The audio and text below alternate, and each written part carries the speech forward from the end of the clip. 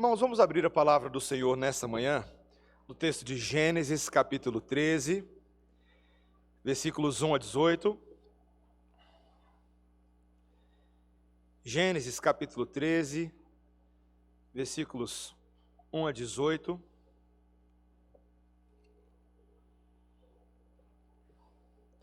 Continuamos na saga da peregrinação da família de Abraão, e tudo que aprendemos aqui no meio é tão fundamental à nossa fé cristã. O Evangelho de Cristo, sem dúvida, está registrado aqui bem nesses capítulos iniciais de Gênesis para nós, e nós nessa manhã vamos nos atentar a esses versículos. Acompanhe comigo atentamente a palavra que o Espírito Santo registrou para cada um de nós. Saiu, pois, Abrão do Egito para o Neguebe, ele e a sua mulher, e tudo o que tinha, e Ló com ele. Era Abrão muito rico, possuía gado, prata e ouro. Fez as suas jornadas do Neguebe até Betel, até o lugar onde primeiro estivera a sua tenda, entre Betel e Ai, até o lugar do altar que outrora tinha feito. E aí Abraão invocou o nome do Senhor. Ló, que ia com Abrão, também tinha rebanhos, gado e tendas.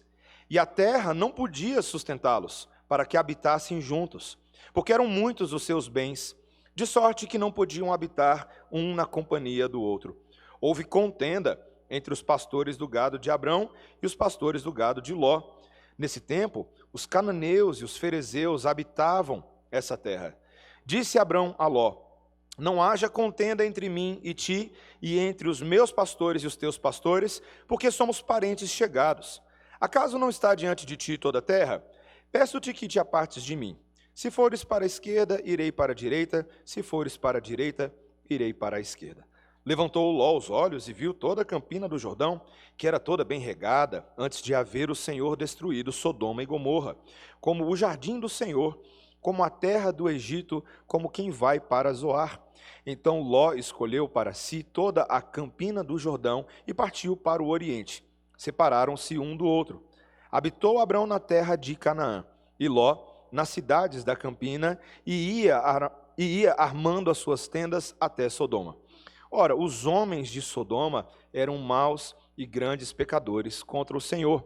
Disse o Senhor a Abrão, depois que Ló se separou dele: ergue os olhos e olha desde onde estás para o norte, para o sul, para o oriente e para o ocidente, porque toda essa terra que vês, eu te darei a ti e a tua descendência para sempre. Farei a tua descendência como o pó da terra, de maneira que se alguém puder contar o pó da terra, então se contará também a tua descendência. Levanta-te, percorre essa terra no seu comprimento e na sua largura, porque eu te darei. E Abrão, mudando as suas tendas, foi habitar nos carvalhais de Manre, que estão junto a Hebrom, e levantou ali um altar ao Senhor. Essa é a palavra do Senhor. Vamos orar. Senhor Deus, sabemos que aqui o que está escrito é para nós que foi registrado. São as histórias dos nossos ancestrais, dos nossos antecedentes, para que nós possamos, Senhor, por meio da fé registrada, também por meio dos pecados observados, aprender sobre a forma de vida que agrada ao Senhor e a confiança que nos leva à eternidade. Ensina-nos com Teu Espírito Santo nessa manhã, que é o maior interessado na nossa transformação. Em nome de Jesus. Amém. Meus irmãos, hoje o mundo ele observa uma série de movimentos migratórios típicos da situação geopolítica que muitos países vivem. Não é verdade? Você vê os refugiados, os imigrantes. Mas eu quero fazer uma pergunta para a igreja nessa manhã. O que leva uma pessoa a sair da sua terra em busca de um outro lugar? Na história da igreja, uma das histórias que me fascina é a história daqueles chamados Pilgrim's Fathers, os pais peregrinos. A história dos primeiros puritanos ingleses, protestantes, que foram para a América do Norte e ali fundaram as suas primeiras colônias, que a posteriori acabaram dando origem aos Estados Unidos da América.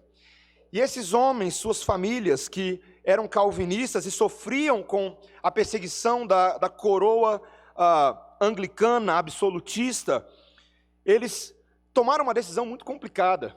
Diferente de mim, de você hoje, que podemos entrar na internet e comprar uma passagem de avião e fazer uma viagem, eles juntaram suas famílias, seus recursos e entraram no famoso barco Mayflower, português Flor de Maio. E esse barco de peregrinos saiu de um continente rumo a outro continente, com um total de 102 pessoas, 102 passageiros e 25 tripulantes. Ele zarpou no dia 6 de setembro de 1620 e ficou 80 dias no Oceano Atlântico, até aportar na Baía do Cabo Cod, que se encontra no atual estado de Massachusetts. E o navio ficou ancorado por mais de 2 meses nessa baía, aguardando o inverno passar, e durante esse tempo, o inverno frio, a falta de recursos, muitas doenças acometeram os passageiros. Dos 102 tripulantes que estavam a bordo, apenas 53 sobreviveram. Muitos deles morreram ali mesmo, dentro do navio. Seus líderes, John Robinson, William Brewster e William Bradford, eram homens piedosos, cheios de fé, mas viram a dor e o sofrimento daquelas famílias. E eu pergunto novamente, meus irmãos, o que leva alguém a fazer isso? Abandonar sua terra, embarcar no navio, atravessar mares desconhecidos, rumo a um continente ainda mais desconhecido, com riscos inimagináveis para os tripulantes. Quando você estuda a história dessas famílias, você percebe que havia uma esperança. Havia algo que motivava os seus corações, e o desejo era de cultivar uma nova terra com os princípios do reino. Esses pais de família, essas mães e seus filhos eram movidos por algo que transcendia as circunstâncias do tempo presente. Eles eram movidos por fé, pela esperança de que Deus poderia, através deles e na vida deles, fazer algo maravilhoso. E eu e você sabemos da história dos Estados Unidos. Nós sabemos que nação os Estados Unidos são hoje. E o início dela estava ligado a isso que aconteceu. Meus irmãos, todo mundo neste mundo está em busca de uma terra para si. Todas as pessoas. Desde o momento em que nós fomos banidos do Éden na figura dos nossos pais, Adão e Eva, nós perdemos aquela identidade em que a presença de Deus, o lugar do acolhimento de Deus, se tornou agora a constante busca do nosso coração. E nesse texto de hoje, meus irmãos, na esperança de alcançar uma terra nossa, já que eu falei de novela semana passada, né? Uma terra nossa, nós somos chamados por Deus a lutar contra impulsos carnais de resolver a coisa por vista, para agir por fé e obediência, que é o método da Canaã celestial, que é o método das eternas promessas de Deus. E isso diz respeito a nós hoje mesmo. Nesse texto nós veremos 3 coisas, meus irmãos. Primeiro, fraturas que impedem do povo de Deus de trabalhar em prol de objetivos comuns. Segundo, escolhas baseadas em interesse próprio que podem levar à nossa destruição espiritual. E terceiro, escolhas motivadas por fé e obediência que conduzem a resultados edificantes. Primeiro, meus irmãos, essas fraturas complicadas. Vamos nos lembrar o que aconteceu. O reverendo Silvio Biso nos disse na semana passada que Abrão tomou uma decisão meio torta quando ele vai para o Egito e usa aquela rusga ali, já que eles estavam passando fome, mas não queriam morrer nas mãos de Faraó. Então ele diz para Faraó que a sua esposa Sara, na verdade, era apenas a sua meia-irmã. Lembra disso? E aí Faraó pega ela para dentro do seu harém, mas você lembra que isso não era a forma certa de agir. Deus acabou trazendo doenças sobre Faraó e os seus súditos, por causa daquela trama que Abrão criou ali, meus irmãos. E Abraão tentou se desviar da rota do Senhor, mas o Senhor tão misericordiosamente cuidou daquele homem, da sua família, em meio ao próprio Egito, a ponto de que quando Abrão saiu do Egito, então agora ele sai com muitas riquezas, porque os próprios egípcios, o próprio Faraó, lhe concedeu essas muitas riquezas, e foi assim que Abrão se tornou um homem rico. Meus irmãos, não é pretexto para a gente pecar porque as riquezas virão, não. Deus fez isso por misericórdia pura e absoluta na vida desse homem. Então Abrão volta para a sua rota, ele refaz os passos para o norte, através do Negueb, de volta àquela região montanhosa entre Betel e Ai, é o que o nosso texto diz, mas o texto nos lembra em Gênesis 3 que mais alguém estava com ele, o seu sobrinho Ló. E aqui uma situação curiosa acontece, meus irmãos. Abraão era muito rico e tinha muito gado e muita propriedade, e Ló também. E eles estavam trilhando e se estabeleceram num pedaço de terra, mas ali perceberam que eles não cabiam juntos naquele pedaço de terra. não só pelas suas muitas propriedades, ovelhas, gado e tendas, mas porque os seus pastores começaram a brigar entre si. Meus irmãos, o Sproul, no seu comentário, ele diz o seguinte: paradoxalmente, aquela bênção da riqueza de Deus, não a fome, provocou um problema entre eles. Eles não administraram bem a bênção que receberam, logo as brigas começaram, e eles perceberam que não tinham mais condições de conviver juntos. E o texto adiciona, se os irmãos perceberem, então, aí no versículo 7, veja comigo no versículo 7, na segunda metade, ele adiciona que nesse tempo os cananeus e os ferezeus habitavam essa terra. Talvez essa situação tenha sido acentuada pela hostilidade daqueles povos que ali já se encontravam e não ajudavam muito as coisas a funcionarem em paz e harmonia. Meus irmãos, alguém poderia supor que quando nós crentes estamos cercados por vizinhos hostis, esse é o momento que a gente deveria se unir, não é verdade? Quando nós temos um inimigo comum lá fora, algumas das nossas diferenças, não estou dizendo que não sejam importantes, mas elas deveriam ser trabalhadas em prol de um objetivo maior. Mas quantas vezes eu e você como crentes fazemos exatamente a mesma coisa? Satanás trabalhando ao nosso redor para nos fazer tropeçar, enquanto nós, dentro do povo de Deus, brigamos, temos rivalidades, discussões, desacordos, que podem ser extremamente destrutivos, por inúmeros motivos. Coisas que prejudicam a confiança e a paz, que são os fundamentos de bons relacionamentos. Coisas que dificultam o progresso em relação a metas importantes, coisas que nos tornam egocêntricos em vez de centrados no amor. Ainda lá nos Estados Unidos eu tinha um colega no seminário que ele falava que a igreja de onde ele veio de origem era a própria encarnação da igreja de Corinto. Eu lembro que ele falava assim: pastor, você não... Mateus, na época eu não era pastor ainda, ele falava assim: Mateus, rapaz, é um drama lá, é um drama. É uma igreja que se orgulha muito da sua sã doutrina, mas na prática vive como ímpio. Competitividade, dureza. E meus irmãos, a gente não precisa ir lá para os Estados Unidos para tirar essa realidade, não. É isso que acontece conosco. É isso que acontece nos nossos casamentos, é isso que acontece na distribuição dos serviços e das tarefas da igreja, quando tantas vezes nós achamos que o outro está sendo mais privilegiado, mais abençoado, e em vez de nos alegrarmos com ele, e em vez de nos alegrarmos com o que Deus está fazendo na casa dele, somos movidos por inveja, por cobiça, e está aí o Instagram para provar que eu não estou tão errado assim. Meus irmãos, quantas vezes, para que nós sejamos capazes de cumprir a meta do Senhor nesse mundo, nós precisamos trabalhar na nossa unidade aqui dentro.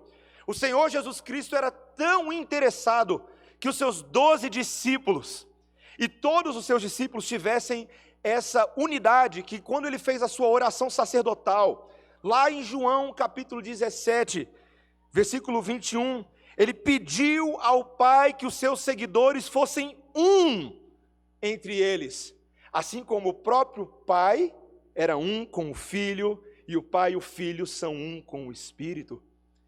Meus irmãos, se nós precisamos aprender de unidade, a gente não vai aprender unidade nesse mundo, nos psicólogos, nos coaches, a gente vai olhar para a Santíssima Trindade, e ver o Pai, o Filho e o Espírito Santo trabalhando de forma una, em prol do propósito da glória de Deus, e portanto eu e você devemos trabalhar assim também. Como o apóstolo Paulo fala em Filipenses capítulo 2, devemos deixar de lado o nosso partidarismo, a nossa vanglória, as nossas preferências e egoísmos, e elevar outros acima de nós mesmos em honra superior. Eu quero fazer uma pergunta bem prática para você. Em ano de eleição, você é capaz de fazer isso com seus irmãos em Cristo? Em tempos em que os distintivos denominacionais vão se acentuando, nós ainda somos capazes de lutar, de orar, de trabalhar em prol da unidade do corpo de Cristo? Porque os inimigos são muitos ao nosso redor, meus irmãos, não são poucos. Essa sempre foi a história do povo de Deus. Os inimigos sempre tiveram ao nosso redor, e os inimigos se refestelam em ver a destruição e a desunião do povo de Deus. Me permita fazer um comentário um pouco mais específico. Ao longo dessas últimas semanas, nós temos visto os veículos de comunicação no nosso país atacarem frontalmente a Igreja Presbiteriana do Brasil pelas decisões tomadas no 40º Supremo Concílio, algumas semanas atrás. Frontalmente. Isso tem causado desarmonia entre o próprio povo de Deus, que muitas vezes não concorda em certos aspectos doutrinários. Um deles é a questão da pregação feminina. Eu não vou fazer disso o meu sermão aqui agora, mas se você quiser conversar depois, a gente pode conversar sobre esse assunto.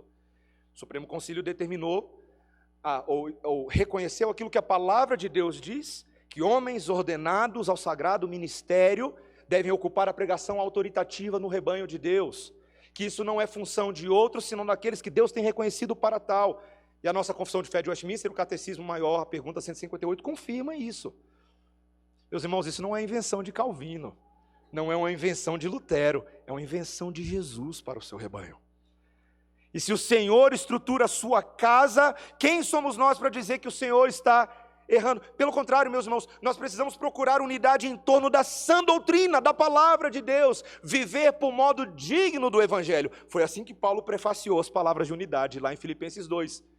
Andar por modo digno da nossa vocação. Isso significa que eu e você precisamos conhecer a sã doutrina. E se outros também estiverem caminhando na sã doutrina, aí então a nossa unidade será forte, será boa, será maravilhosa, edificante e evangelística perante o mundo. Amém, meus irmãos? Precisamos trabalhar nisso. Precisamos crescer nesses temas. Fraturas podem impedir trabalharmos em prol de um mesmo objetivo. E isso vai ficar muito claro, meus irmãos, quando agora nós vamos ver duas coisas que estão acontecendo nessa dinâmica entre Ló e Abrão. Nós temos aqui dois conjuntos de escolhas. A forma como Ló faz as suas escolhas diante desse desafio e a forma como Abrão. Então, segundo ponto, veja agora as escolhas baseadas em interesse próprio. O que elas fazem conosco?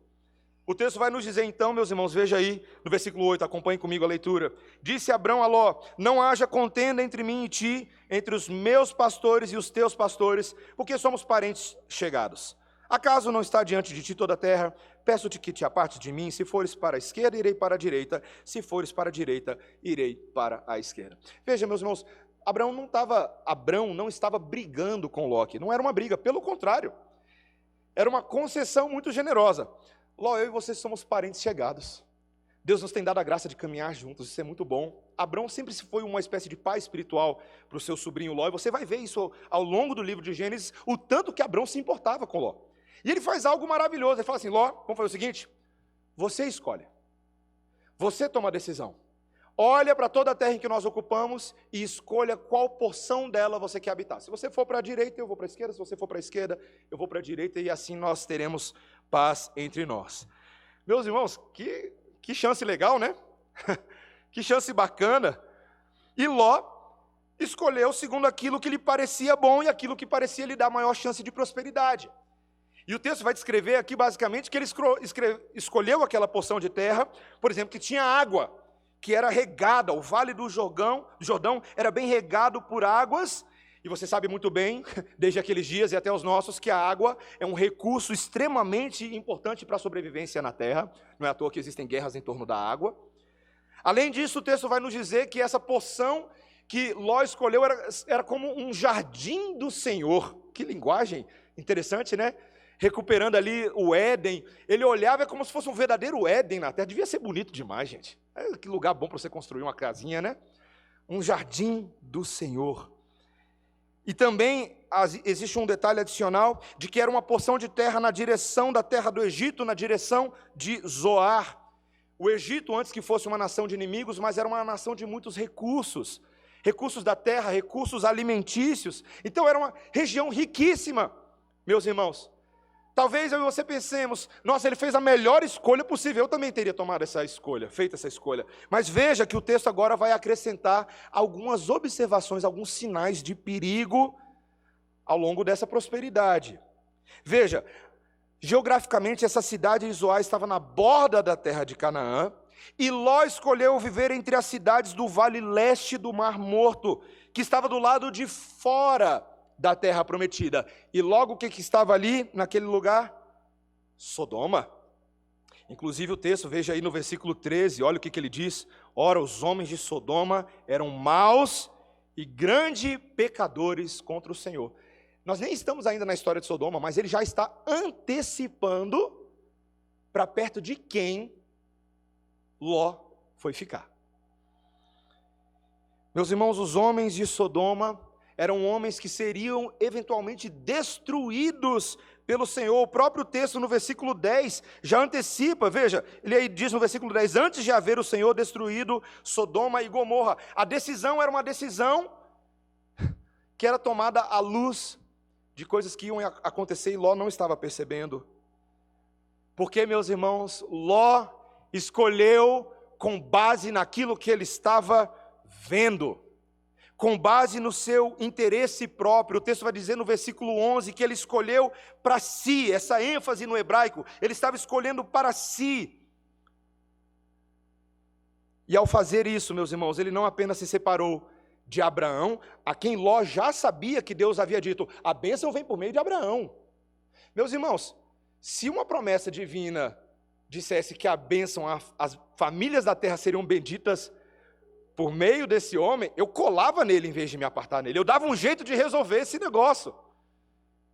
Mas ele se separa, e o texto vai nos dizer, meus irmãos, que ele começou a viver fora da terra prometida, nas redondezas da maldade. Meus irmãos, em outras palavras, o que Ló fez é o oposto do que a gente chama de fé. Fé é a habilidade de tomar decisões não por vista. Mas foi exatamente o que Ló fez, não foi? Seus impulsos, suas aspirações, seu desejo de ter o melhor para si. E aqui é um detalhe que eu não posso deixar de dizer. Abraão, sendo o mais velho, o parceiro mais velho nessa aliança, nesse contrato, ele tinha todo o direito de escolher primeiro. Ló, quando tomou a sua decisão, deveria ter reconhecido isso e deveria ter falado, não, Abraão, ô tio, que isso? Você é mais velho, tio.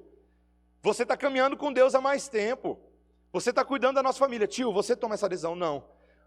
O jovem sobrinho Ló foi lá e pensou só nele, no umbiguinho dele. Não é verdade? Meus irmãos, existe tantas vezes na nossa vida a tentação de nós agirmos por vista, agirmos segundo aquilo que nos parece bom, segundo o impulso que nos leva a tomar as nossas decisões. Eu não sei você, meus irmãos, mas às vezes eu e você a gente se coloca na boca da tentação de graça, não é? Eu sou uma pessoa que gosta de bater pé no shopping. Sou um homem que gosta de bater pé no shopping. Meus irmãos, shopping é legal, os meninos correm para lá, correm para outro, gastam energia e dormem mais cedo. Para mim é bom nesse sentido. Mas shopping é um lugar muito interessante, né? Porque shopping é construído, eu sou da área de publicidade e marketing, o shopping ele é construído para fazer você agir com base no que você vê. É assim que funciona. Quando a gente vem fazer aconselhamento financeiro aqui na igreja, a gente abre ali o orçamento da família e fala, meu Deus, como aconteceu essa dívida toda?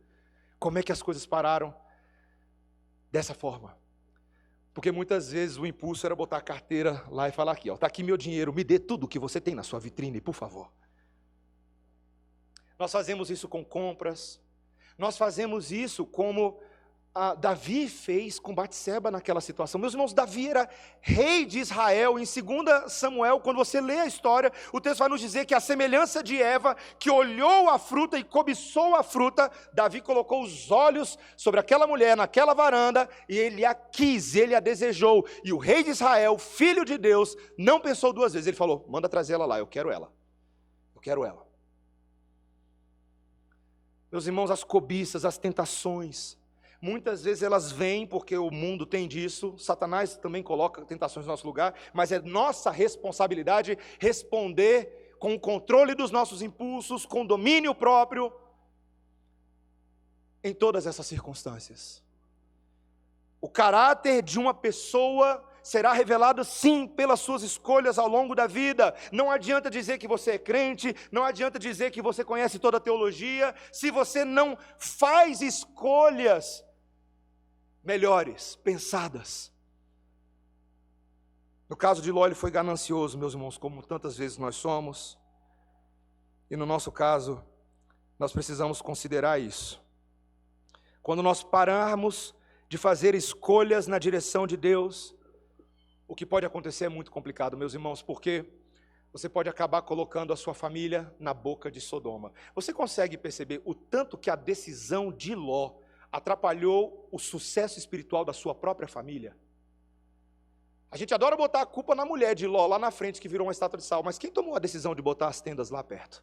Não foi ele? Meu irmão, minha irmã, você precisa tomar decisões que não sejam somente pensando em você, mas na sua família também. E deixa eu entrar a fundo nesse assunto. Não tome decisões só por conveniência financeira, não somente por pragmatismo, mas por fé diante do Senhor. Aonde os seus filhos vão estudar, com quem eles vão andar, como você vai gastar o seu dinheiro, com quem a sua família e seus filhos vão se relacionar, quem serão os amiguinhos deles. Essas decisões são nossas, são nossas. Em dias de homeschooling, fazendo apenas um pequeno parênteses aqui na nossa igreja a gente tem recebido uma comunidade de homeschooling às sextas-feiras.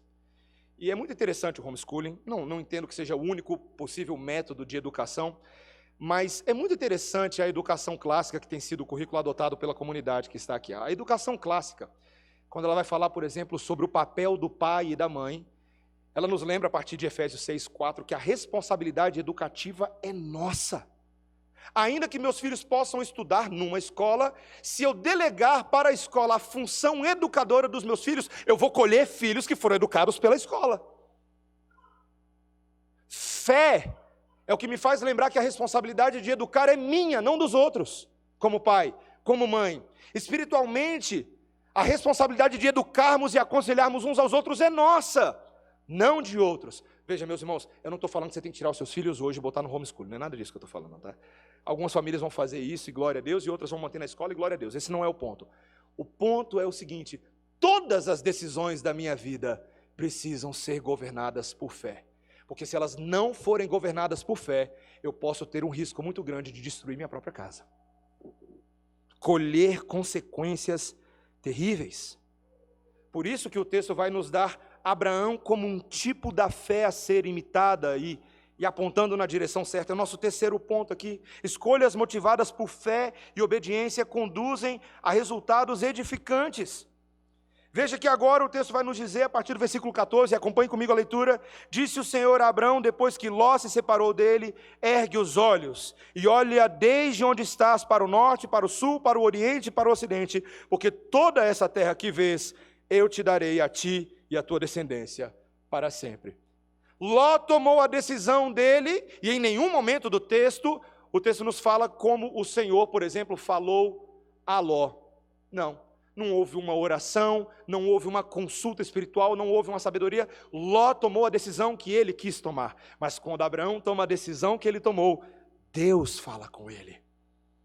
Isso é tão importante, meus irmãos. A decisão de Abraão está alinhada com a vontade de Deus. Deus tem interesse nessa decisão. E o que Deus faz nesse momento com Abraão?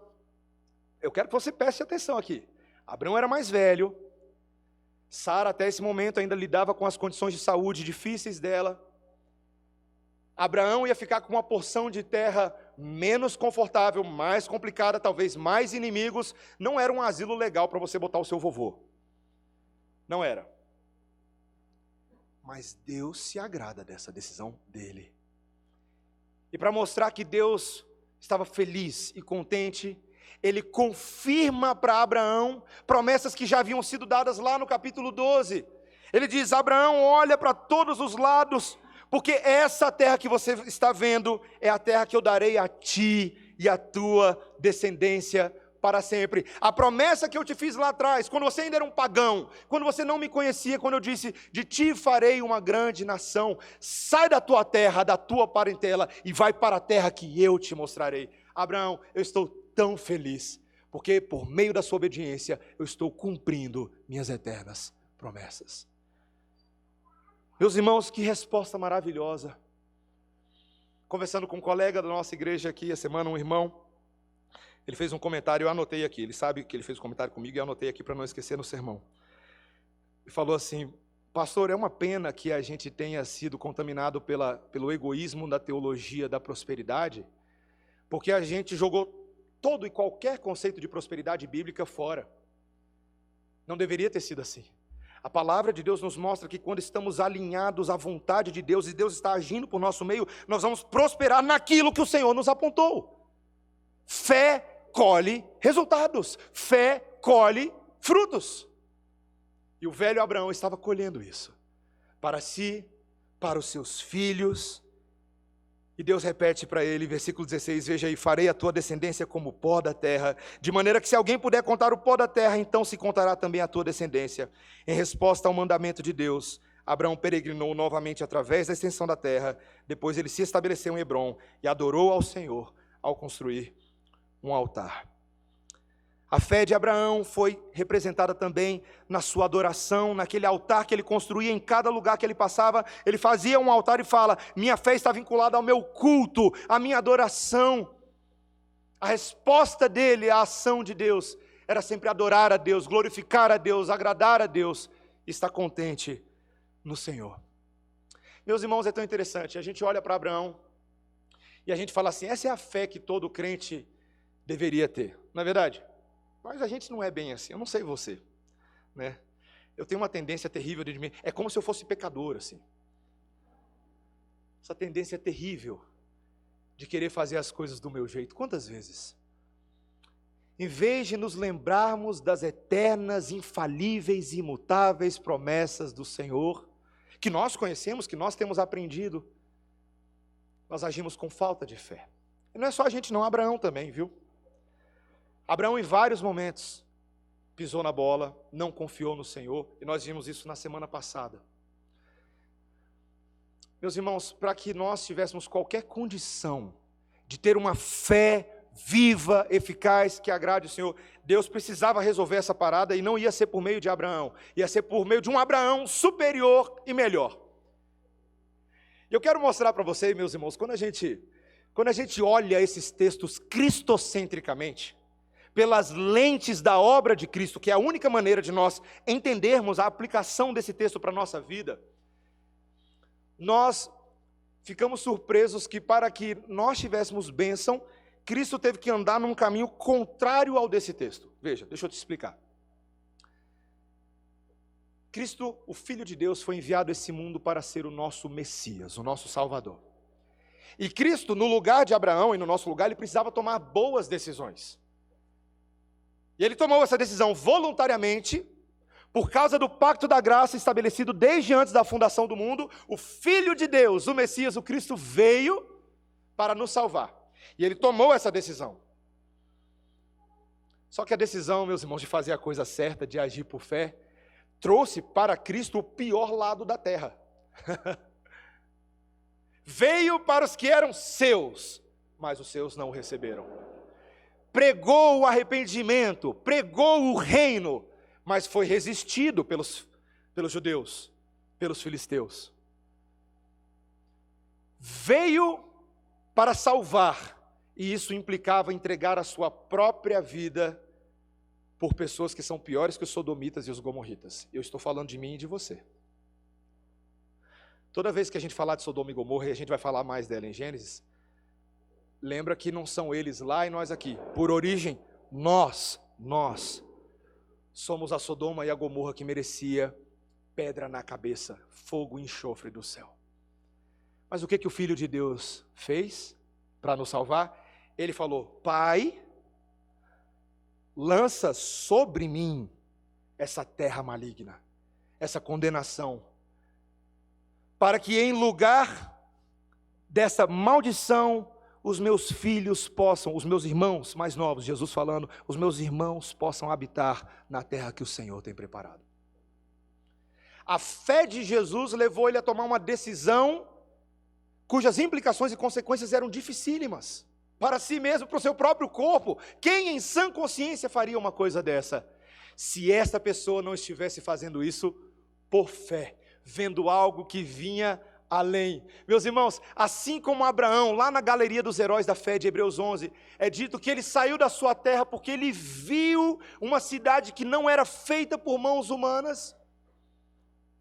O arquiteto celestial estava mostrando algo para ele, a fé de Abraão. Essa fé só poderia alcançar algo porque o Filho de Deus é o executor dessa obra. Essa cidade tem fundamento nele mesmo. Ele é a pedra angular. Nós somos apenas as pedrinhas construídas deste edifício, mas ele é o fundamento. Sua vida, suas palavras, sua autoridade, sua morte e sua ressurreição conquistaram para nós a possibilidade de vivermos pela fé. Quem foi convencido disso foi um cabrinha chamado Martinho Lutero. Já ouviu falar desse nome, né? A Reforma Protestante, ali no ano de 1517, Martinho Lutero teve um momento muito especial com o Senhor. Ele estava folheando a Bíblia dele, estudando a palavra. E o impacto que ele começou a ter no livro de Romanos foi muito grande, a ponto de que quando ele chegou no versículo 16, e ele leu ali as palavras do apóstolo Paulo, que aprendeu a viver pela fé também, porque não me envergonho do evangelho, porque é o poder de Deus para a salvação de todo aquele que crê. E depois ele recupera as palavras de Abacuque, porque como está escrito, o justo viverá pela fé. O justo. Quem é justo? Eu e você por origem? Não. O justo, Jesus, morreu para que, justificados, pois, mediante a fé, tenhamos paz com Deus. Fomos reconciliados pela obra de Jesus. E agora que nós somos reconciliados, a fé é um dom, uma alegria, uma bênção, para que nós possamos imitar Abraão, mas mais do que isso, possamos imitar o próprio Deus de Abraão, o Filho de Deus. Meu irmão, minha irmã, quem crê em Jesus pode viver pela fé, sabia? Quem crê em Jesus tem poder, capacitação e o favor divino para tomar decisões pela fé. Fazer coisas contra toda a cultura sodomita, contra toda a Gomorra deste mundo, nós podemos viver pela fé. Você crê nisso, meu irmão, minha irmã? Conversando com um dos nossos jovens há uns anos atrás, falando sobre como tantos jovens, confessando seus pecados e falando sobre a impossibilidade de fazer as coisas certas. Ele falou, pastor, na época foi basicamente, eu vou sair da igreja porque eu não consigo fazer nada certo. Eu sou um pecador miserável. Eu falei, que bom que você está reconhecendo isso. Você é mesmo. Eu falei para ele, mas talvez você esteja tentando fazer as coisas com a motivação errada, do jeito errado. Você está tentando fazer na força do seu braço. Desiste, cara, você não vai dar conta. Porque por natureza você é preguiçoso, vagabundo, você é tudo isso. Você não vai fazer nada. Mas a partir do momento que você conhecer a história da redenção e o evangelho de Cristo, e essa história for o centro do seu coração e o poder de Cristo for a sua capacitação, agora a gente vai ver como é que você vai viver. E ali fizemos um momento de lembrar da história do evangelho. Contamos as histórias. Perguntei para ele, o que você lembra da Bíblia? Ele foi falando. Falei, você lembra quando Jesus recuperou Moisés para falar isso, e recuperou Abraão para falar isso, e recuperou Davi para falar isso? Jesus estava chamando a responsabilidade para ele. Ele falou, eu sou o cumpridor da lei, eu sou responsável, eu sou o trabalhador.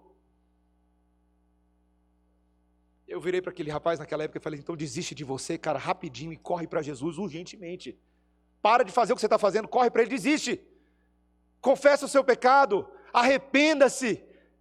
Fala, Senhor, eu não dou conta, quem é suficiente para essas coisas, mas o teu Espírito em mim, eu serei capaz. Meus irmãos, assim, eu não tenho como entrar em detalhes, quem conhecia esse jovem, ele já não está mais congregando conosco, ele foi para uma outra igreja, sabe de uma grande revolução que aconteceu na vida dele.